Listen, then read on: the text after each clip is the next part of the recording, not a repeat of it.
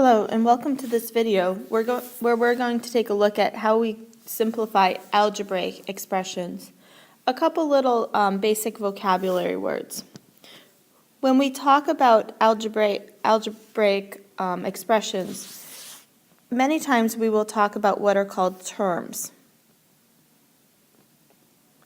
The terms of this algebraic expression are separated by either addition signs or subtraction signs. So in this particular algebraic expression, which means just it's a combination of numbers and of variables, okay?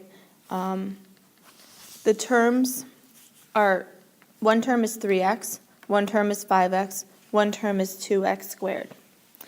The number in front of the variables, and the variables are the letters once again, the 3, the 5, and the 2 are what are called coefficients. They go with the variables to tell me how many variables I have. So for example, I have 3 x's, I have 5 y's, I've got 2 x squareds. Some basics that we need to be familiar with are the following. As a reminder, we have what's called the commutative property. Okay, it's with T's, commutative property. Okay. We have it of addition,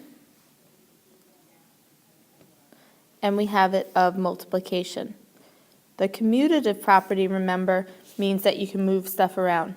So I could have some number written as a plus b, and I can change the order to be b plus a. So I have a change in order.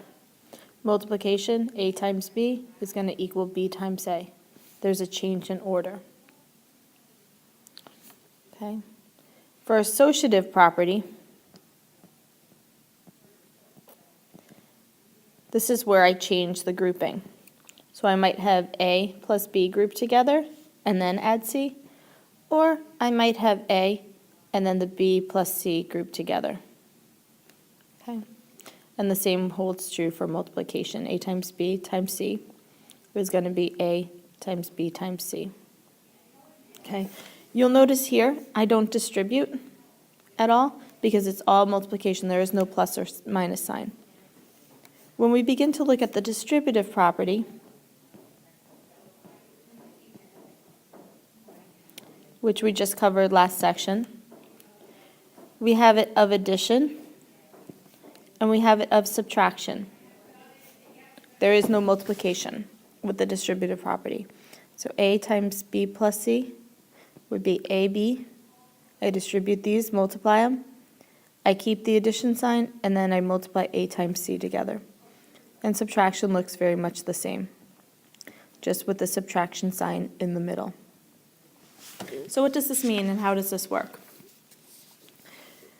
Begin to look at adding or simplifying algebraic expressions.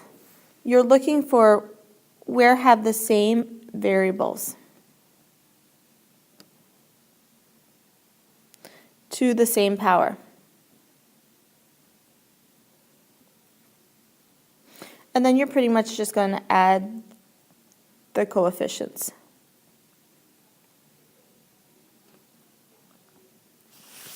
So, if, for example, I had 8x plus 5 minus 3x, okay?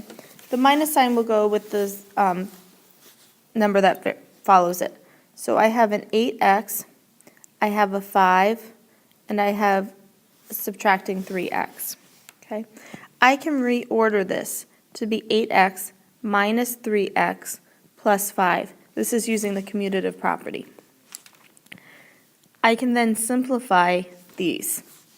Okay, the 8x minus the 3x. This is like saying I have 8 x's, I'm going to take away 3 x's. So I basically am going to be left with 5 x's, and then I can't do anything with the plus 5 because they're not like terms. They don't go together. So I've got to keep them separated. Concretely, Here with the 8x minus 3x, we are doing is pulling out a common factor of an x, okay, which then leaves me with just the 8 minus the 3. Okay, you can think of the division ladders where you have 8x, then you're subtracting 3x. Once I divide out the x, I'm left with 8. Once I divide out the x and the 3x, I'm left with 3. So 8 minus 3, which is how I get the 5. Okay. So one more. If I had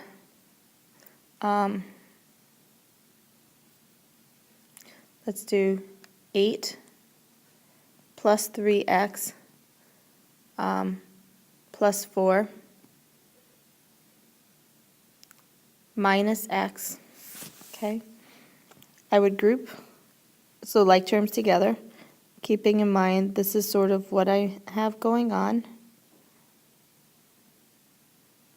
Okay, so if I rearrange this, most times we put the variables with the x's in front. 3x minus x plus 8 plus 4. I have 3 x's. I take away an x. What is not written, if there's no coefficient, how many x's do I have? I just have 1. Okay, so it's assumed to be a 1 there. 3x minus 1x gives me 2x plus 8 plus 4 is going to be plus 12. So my final answer will be 2x plus 12. So I'm taking this and writing it in a more simplified form. So this is what we're going to practice in the next day or two.